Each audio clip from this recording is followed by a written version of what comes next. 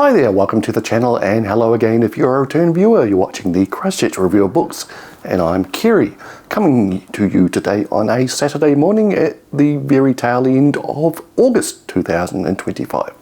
Now, the book I want to talk about today, as you may have seen on the screen, is this one, Hammajang Luck. I'm not even sure if I'm pronouncing that correctly, but anyway, it's by a author called Makana Yamamoto, who is of Hawaiian origin, apparently now lives in the continental United States, but wanted to reflect a lot of her Hawaiian culture, and she has succeeded in this book. The title itself, Hammajang Luck, Hammajang is apparently part of the Hawaiian Pidgin, Creole, Patois, whatever you want to call it, meaning chaotic, crazy, wild, what have you.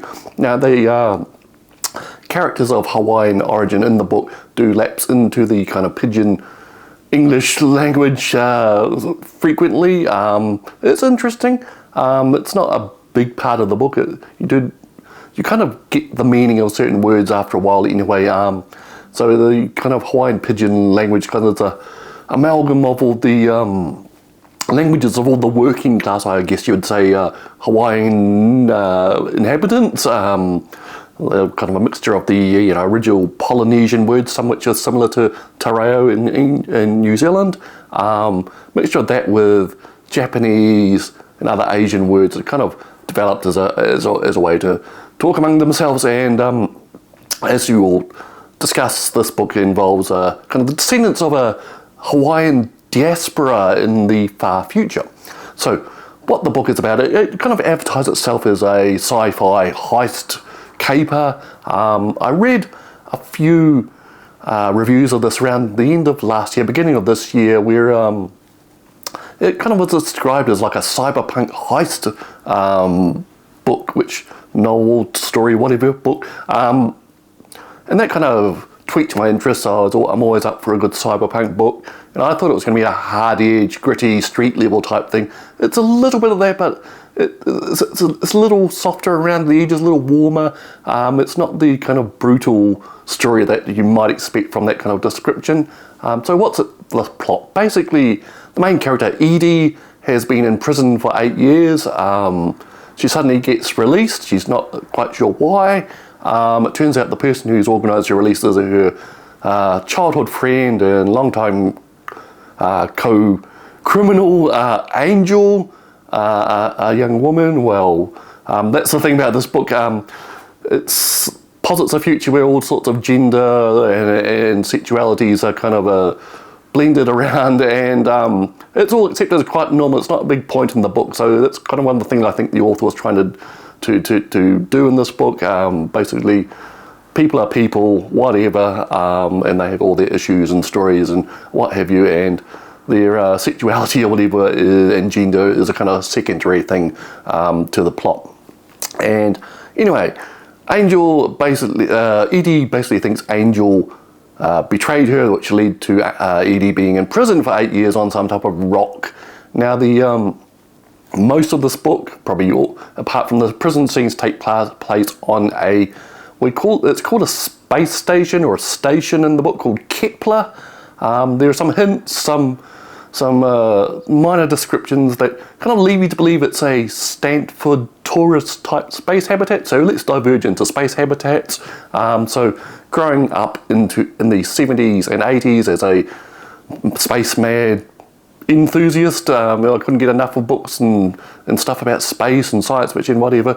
And in those books, which basically talked about the future of space exploration and humanity's future in space, there were countless times that you'd see the same images, these kind of internal views of massive space habitats.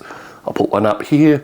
By artists commissioned by NASA. One of them was a gentleman called Don Davis. His pictures are very famous, and I'd see these pictures all the time growing up. So a little later on, I learned about what was going on. So basically in the early 70s, people started doing the maths about massive structures in space, and they found that it was feasible. The gentleman called Gerard K. O'Neill, who later went on to write a book about this, found it was feasible to build massive structures in space that they wouldn't fall apart. And he had the idea for one type of space habitat called O'Neill cylinders, which, like the name say, a long cylinder, in orbit, but maybe 6 kilometers long, carrying hundreds of thousands of people eventually. And space enthusiasts got excited about this, and something like the leftover counterculture people from the 60s have kind of made space colonization one of their causes, along with life extension and all that type of thing. The society called I think the L5 Society was set up to kind of promote the idea of space settlement. We were going to move hundreds and thousands and millions of people off the planet into these habitats.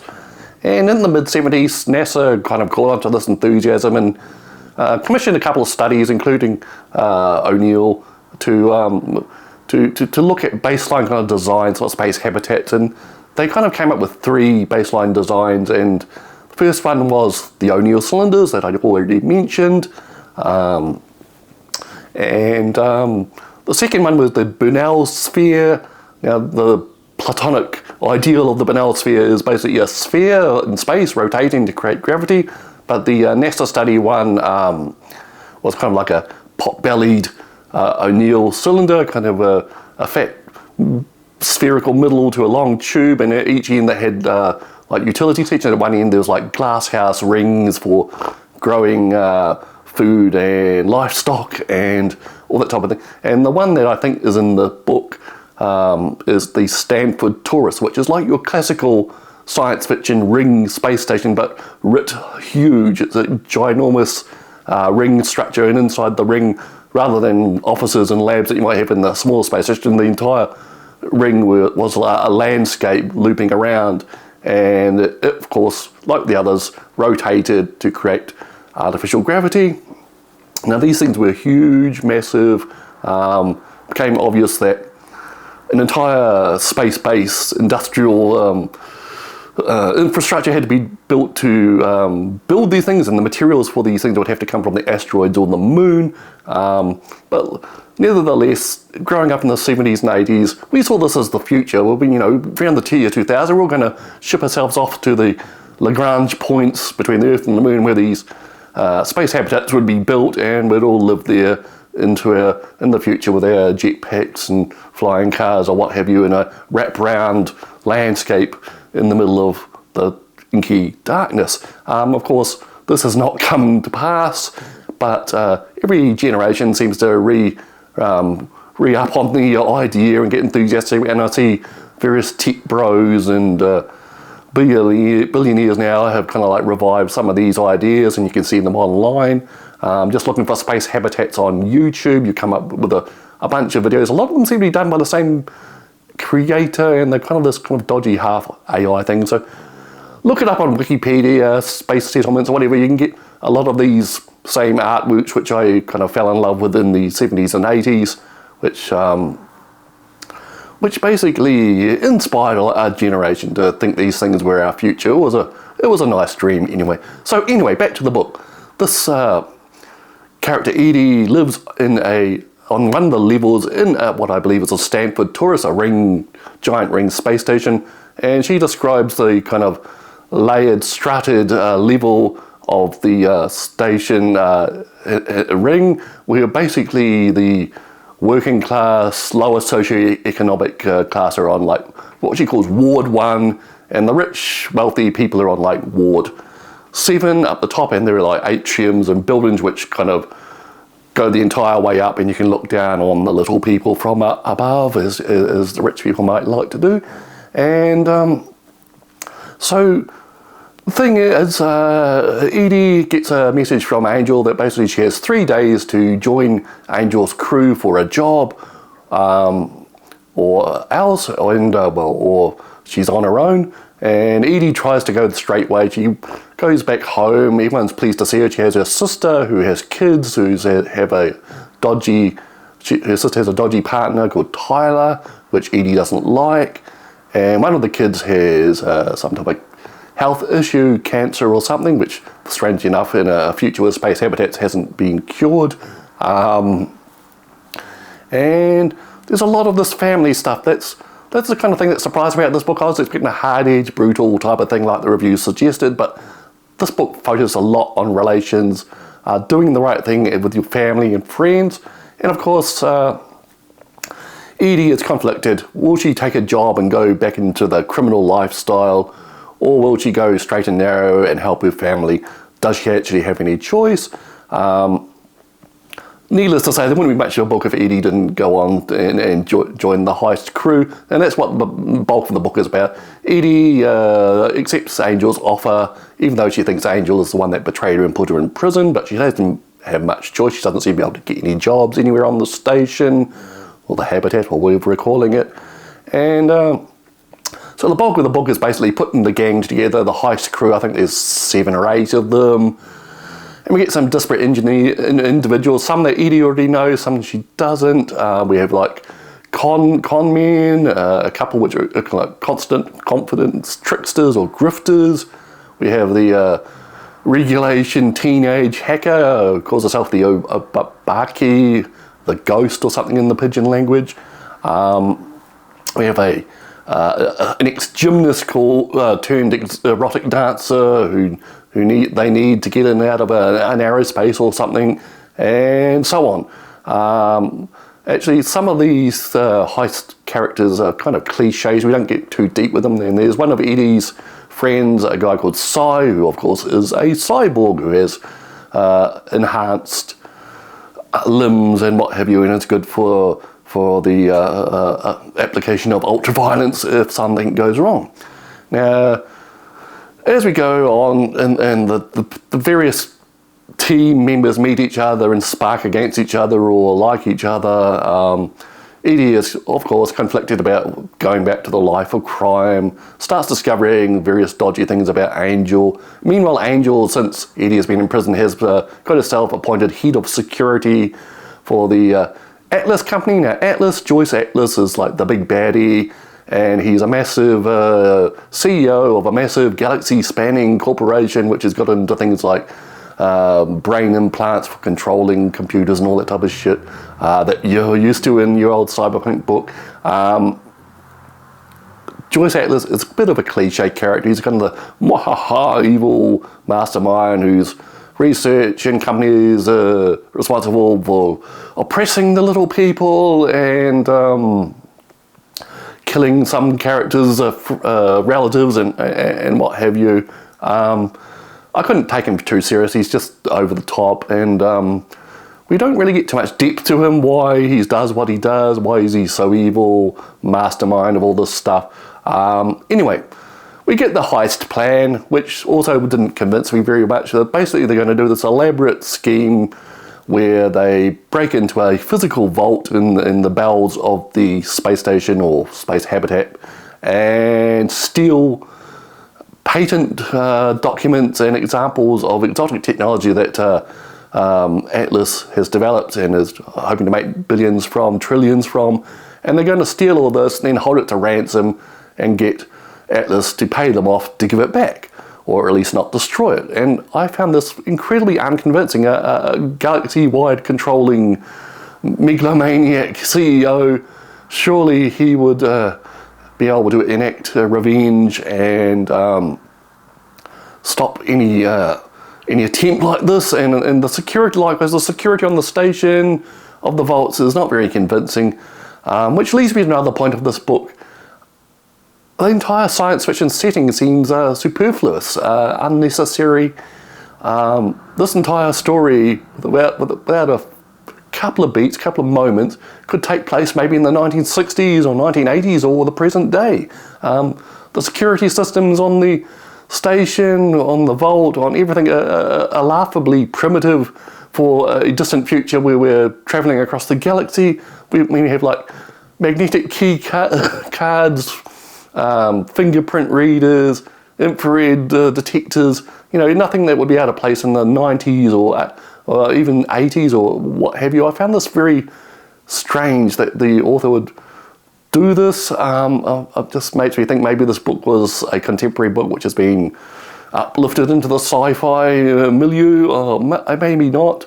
The author information that I've looked up about this author says that they are a long-time science fiction fan and want to use science fiction to look at how various people of various lifestyles will live in the future. But I just didn't think the sci-fi thing, apart from there's flyers instead of cars, but it's all a minor part. And the station itself, although Eddie's father was an engineer on it and died as a result of an accident, the station really didn't play a massive part. I mean, there wasn't any great advantage to the station being a station or a habitat. What was the point of it? There's some minor part where Edie is basically known as a runner who knows how to get around the catacombs or service tunnels on the habitat or station. There's a minor part where there's a vacuum in a part of the station which has to be overcome. But other than that, there's no point. There wasn't much point of it being on a giant space station or having much science fiction particulars. Anyway, I'm struggling to put my point across here, but I just didn't see the point of making this a kind of mock cyberpunk future thing when everything was kind of contemporary, and the language is contemporary and the attitudes are contemporary and society seems very contemporary.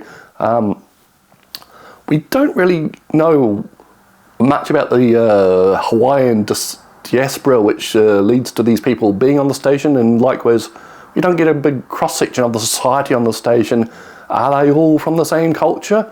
A lot of the people we encounter seem to know the language, the pidgin language and that type of thing, but mainly maybe we're just seeing the people in Ward 1, the lowest level, and the other people we just don't get interact with. There's like some expensive receptions and parties that Joyce Atlas hosts, which their heist crew attend to steal various ID things, etc. We don't really learn much about the people. There's kind of these posh people that attend the party and board members, etc., but we don't know much about them. Where are they from? Likewise, what are the other planets? There's hints at other planets, colonies with tensions, but we just don't get into it. And the big thing that it also, Earth, what happened to Earth? We get some mentions that Earth was polluted, which forced people off it, but there's just no explanation why these people are halfway across the galaxy in space habitats. But I guess that's not important. And anyway, the heist takes place. Eddie plays an important part in it. Several other people play important parts. Several other members of the heist team, I couldn't quite figure out what the point of them was. There was this elaborate kind of confidence trickster plot thing that launched before the heist, which kind of was supposed to distract Joyce Atlas, but it seemed to be pointless. Just seemed a way to make a certain characters show their brilliance at being confidence tricksters, basically. And the teenage hacker is kind of annoying. Obake, or whatever she calls herself, the ghost. She's a bit of a cliche hacker, and likewise on a lot of the computer stuff she uses like laptops. I mean, is that going to be a form factor when we're out in the galaxy, in space stations? Who knows? Anyway, the heist takes place. Of course, some things go wrong. People have to adapt and adjust to what happens. There's backsliding and backstabbing. Eddie finds out more secrets about what happened to her, and she also finds that she's fallen in love with a certain person as well. And there's a couple of explicit sex scenes which will probably get this book banned in some certain conservative places. I enjoyed it. It's okay entertainment, but it's not quite what I thought I was getting into. Like I said before, I thought it was a hard-edged, street-level cyberpunk thing. But it's kind of like it's a caper, it's warm, it's entertaining in some parts. The family stuff, the friend stuff, what's your loyalty to your team on the crime or your family? Should you be doing this at all? Why should you trust someone who possibly stabbed you in the back? All that type of thing. The heist part itself only takes place about maybe the last 10% of the book, or 10-15% of the book. Everything is like a build-up, and I thought it was a bit of a letdown, really. I wasn't convinced by, like I said earlier, I wasn't convinced by the objective of the heist, and so it was a bit silly when everything happened. I'm trying to skirt around spoilers. It's an enjoyable read, it's diversion. The characters are okay, except for the ones which are kind of a bit like ciphers. Edie is a good character. Angel is a fairly good character, although she's a bit cliched. Edie's family's okay. We get some like family time. We learn what stresses they have. Edie basically wants to save everyone, basically, and that's one of the motivations for getting on the heist team. She wants the money, which apparently is going to be, they estimate, 126 trillion credits or whatever that Joyce Atlas would pay to get his secrets back. Like I said earlier, I found that entirely unconvincing. A person with such resources wouldn't be blackmailed so damn easily. And I think that's pretty much my opinion on this book. Entertaining, diversion, but probably lacks a lot of thought. It just seemed like it was maybe there was more to it, and it was polished to death in editing stage. It seems like there's a lot of backstory which hasn't been included. Maybe that was a choice by the author, I'm not sure. Now I see there is a sequel of sorts coming out called the Obake Code, which focuses on Malia, the hacker, the teenage hacker from the heist crew. I'm not sure if that's a good decision. She seemed to be a very slight character, cliched hacker character from fiction, which we've all seen before. Maybe the author can pull it off and make something more interesting. I don't know if I'll read the next book. Maybe if there's some type of special hook to the story, or we learn more about the backstory, maybe. Until then, I'm unconvinced. Anyway, I'm not condemning this book. It's fun, and I see by the cover there, the UK edition, that it's got one of these decorative covers which are kind of popular in the current time for YA and romantasy and books aimed at young women, and that's kind of like the angle I think they're going for with the UK release. They even put out a special edition, a Lumicrate one, which is kind of a shimmering multicolour type of cover with deckled, sprayed edges, etc., etc. So they're aiming for the TikTok crowd, maybe. That's just me being a snobby bigot, probably. But if that's what they're aiming for, I'm sure it's a good product for them to read. I'm just not entirely a massive fan of what happened in this book. Maybe we could have had the same characters with a different setup, a more convincing heist. I think that's probably enough from me today anyway. So that is Hammajang Luck by Makana Yamamoto. A little slice of Hawaiian culture, Hawaiian language, family values in the far future, far-flung on a space habitat called Kepler. Okay, that's my blabbering for today. We'll see you next time. Cheers.